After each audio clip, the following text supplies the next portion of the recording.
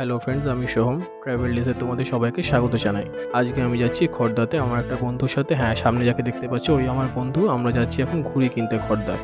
এই যে সামনে যে রাস্তাটা চলে গেছে, সামনে থেকে পেছনে যে রাস্তাটা দেখালাম, সেই রাস্তা দিয়ে খড়দা থেকে সোজা স্টেশন থেকে 2 মিনিটের থেকে 5 মিনিটের হাঁটা পথে তোমরা চলে যেতে পারবে ঘুড়ি মার্কেটে। তো ঘুড়ি মার্কেটে গিয়ে দেখছি এখানে অনেক ধরনের ঘুড়ি রয়েছে, বিভিন্ন ধরনের। কোথাও 5 টাকাতেও ঘুড়ি রয়েছে, আবার দেখছি কোথাও 200 টাকাতেও ঘুড়ি রয়েছে। সামনে যে ঘুড়িটা দেখলাম ওই ঘুড়িটার দাম 10 টাকা পিস বলে দিয়েছিল আমাকে, কিন্তু একখানা নিলে নিতে পারবো না, মিনিমাম 10টা আমাদের নিতেই হবে। তো সামনে দেখতে পাচ্ছ একটা শীতলা মাতার মন্দির, সেখানে গিয়ে আমরা প্রণাম করলাম মাতাকে। এরপর দেখছি আমরা যেখানে ঘুড়ি কিনতে গেছিলাম সেখানে আরও কিছু ঘুড়ি দেখলাম। এই ঘুড়িটা যে হাতে দেখাচ্ছে এই ঘুড়িটার দাম 200 টাকা।